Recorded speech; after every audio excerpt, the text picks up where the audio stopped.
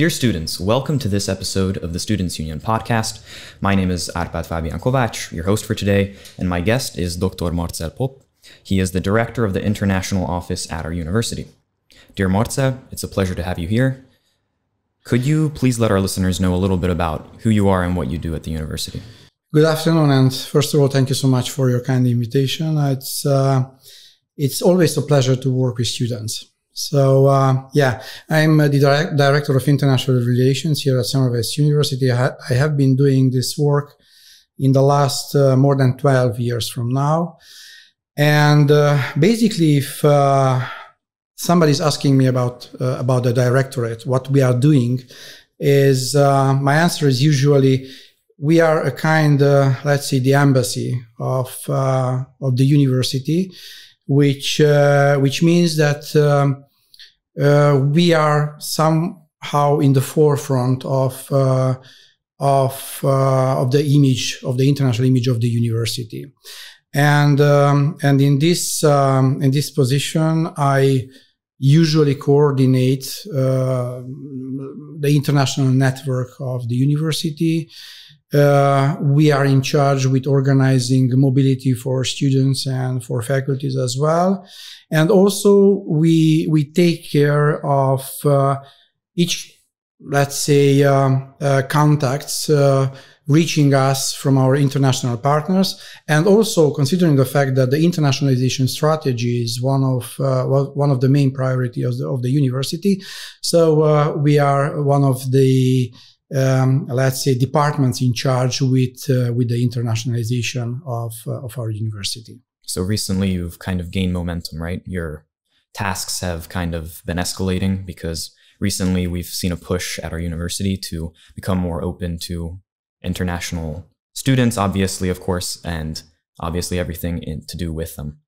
Such as traveling. We are lucky, by the way, considering the fact that our Semmelweis University has a very long tradition, more than 250 years. We know that. And beside that, the fact that we started 40 years ago, our international education. In 1983, the German language program was initiated, and 6 years later, the English language program. That's one of, let's say, one of the strongest bases of our internationalization process. You know that we have students coming from more than 100 countries now, studying in both in our English and German language program, and also. You know probably that more than half of our students in the Faculty of Medicine are international, and about 35%, considering the all student body, are international students. So I think that's why the internationalization process did not start today or yesterday. So this is a long-standing process in which, of course, beside the number of international students, there are many factors who are influencing the level of internationalization, and which, of course, are contributing to the international visibility of our university. So it's definitely a process. Thank you. I wanted to ask you about one of the most exciting parts of which is perhaps traveling, because that's very exciting to students to go to a new culture, study abroad. What do you do, and your office? What does your office do to help this? Okay, let me start a little bit with my personal experience. Since I'm a Semmelweis alumni. I used to be a student here at Semmelweis, also a teacher here at Semmelweis. So I have a let's say long-standing life history, which is related to Semmelweis University. I recall the time when I was a student, and comparing, that time with these times, I use all the opportunities, to transmit to our students that I would like to be a student nowadays, to use all those opportunities which are offered by our university, to be involved in international mobility program, to take the opportunity to experience another culture, to experience another educational culture, to experience another healthcare culture. So how others in other countries do provide healthcare services. So it's a very complex question, which, in my opinion, it's very important for our students and also for our university. And that's why we offer a large scale of opportunities for our students. We'll talk a little bit in details about that. But in general, our university and the management of our university, it's very very committed next to give the opportunity to our students to have at least one international experience during their studies. It helps make them a better, well-rounded student overall, seeing how things are done in other places. So basically, you're guiding modern-day students to a treasure you were not able to really make use of when you were a student here. The Bologna process started many years ago, and the Bologna process gave us the opportunity, to recognize studies from abroad, to transfer credits earned in our partners institutions. And that's why it's an institutionalized process, which means that we have very clear channels and very clear administrative background set for our students to enter in these programs. And we could offer much more for our students if they would be interested into attend in these international programs. But sometimes it's happening that the student, and not just the student, but also our professors as well, are not they are not able, to find let's say the best timing, the best place in the academic studies, in their academic progress, to be involved, to give this opportunity to our students from the professor's side. And why I mentioned the credit as a very important question, because once a student, decide, to spend abroad, let's say a few months or a half year, or some of them, even 1 year, they have to consider, their academic career. They have to consider how they can fulfill the requirements of our institutions. And sometimes it's happening that the credits earned abroad are not recognized here. So it's still a challenge, but we are working hard in let's say in making smooth as possible this process as well. That's amazing, because I've heard from some students that I've talked to that that's one of their main concerns with traveling or studying abroad. They're concerned that they're going to have to, extend the time their studies take, and no one really wants to do that. But so if you're making this easier for them to do, I think it's going to see some more use. Do you think that there's something that is overlooked by students for the most part that they should be taking advantage of right now? It's not easy to answer the question. Let me. So I know that you are a first year student. Yes. Let me make a question for you. So what do you expect? Do you have any expectation, being a first year student at the very beginning of your studies? So do you have any expectation next to having an experience abroad, having an international experience? Well, so what do you think at this moment as a first year student? At this moment as a first year, I definitely hope that I'll get the opportunity to do so. I mean, even first years have a chance to do a practical in the summer abroad. So I'm interested in that. That's one of the first things. But further down the line, also for more serious things, as I'm more of a advanced student further into the years, I'm interested in other things. Yeah. So I look forward to have you in the coming years, in my office, being interested in one of our programs. Since we run the Erasmus program, we have at this moment we have finance for about 250 students and staff. Because these mobilities are also for our staff, our professors as well, who are interested into have some learning or teaching experience abroad.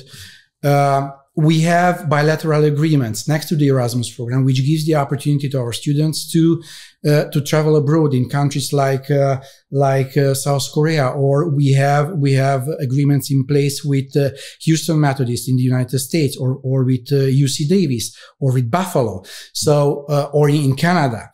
So we have a wide range of opportunities, and I would like to see a lot of students staying in line, willing to enter and willing to experience in one of our mobility programs. So it's very important to state very clear, and probably you agree with me that spending abroad 1, 2, 3 months, it's not enough to learn the profession.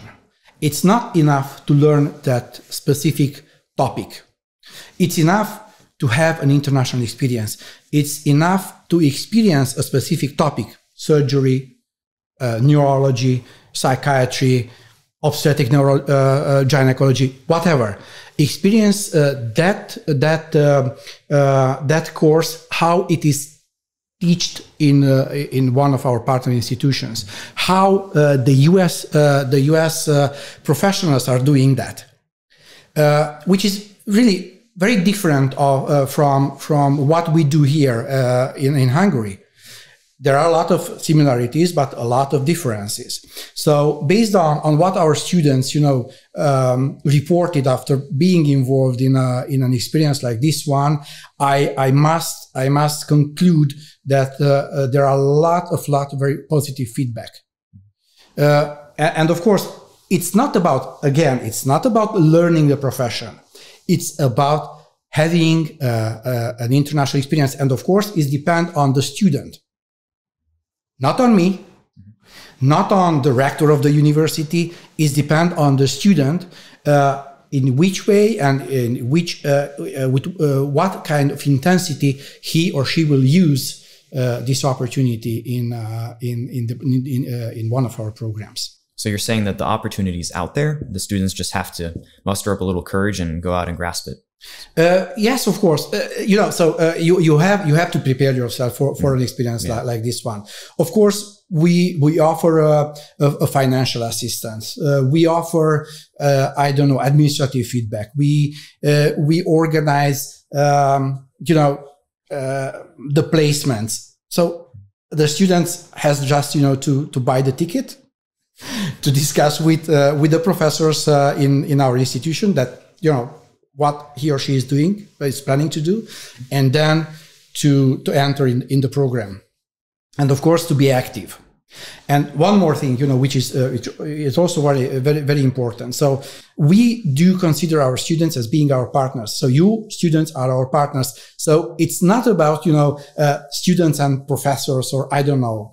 So we do internationalization by considering our students as not just beneficiaries of what we are doing, but also actively participating as real partners of the university. And the management of the university is very supporting in that.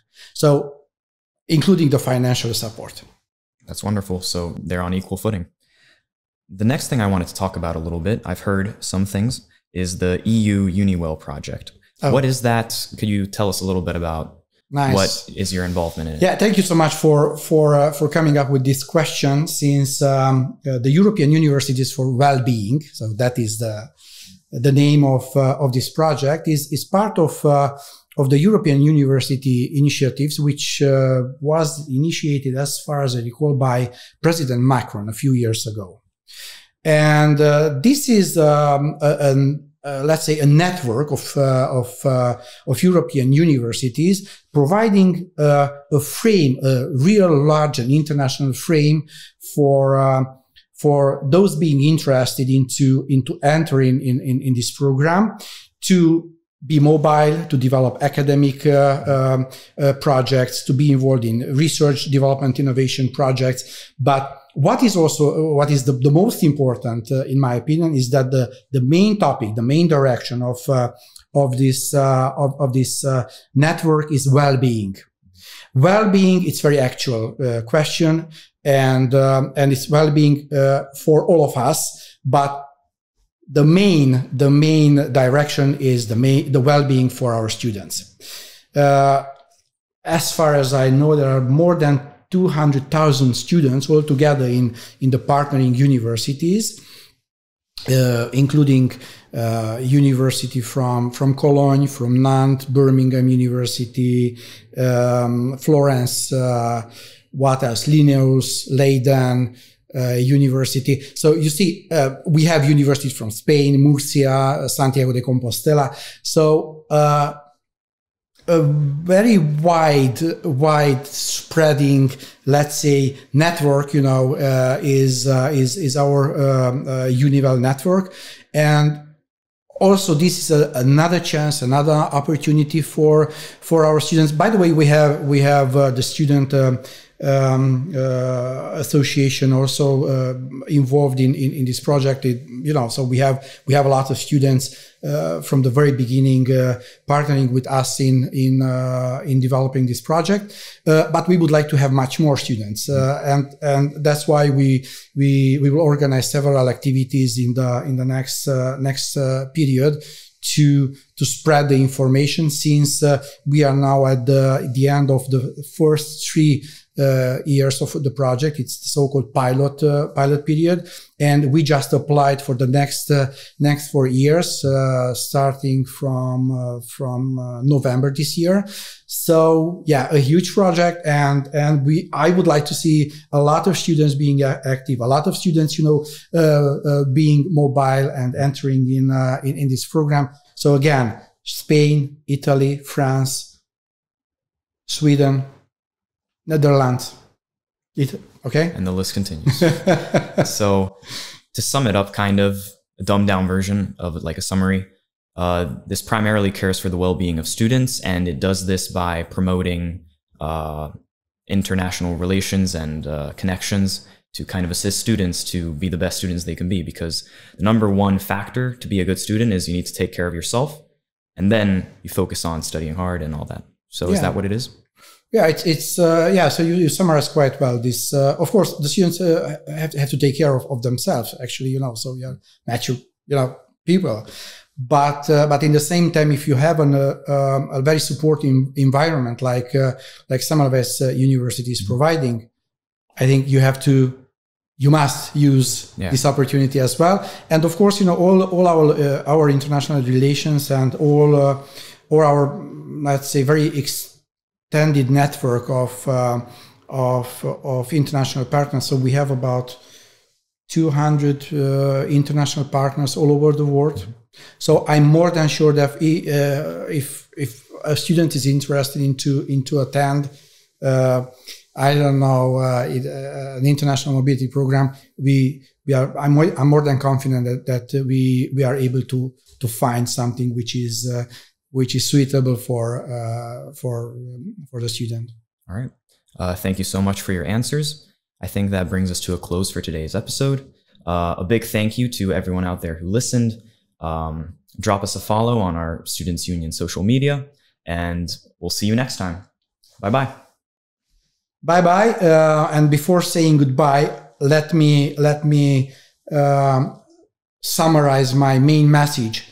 Students, be involved in international relations. And dear students, please, if you have any questions or any request, just contact us. The Directorate of International Relations is really open to you.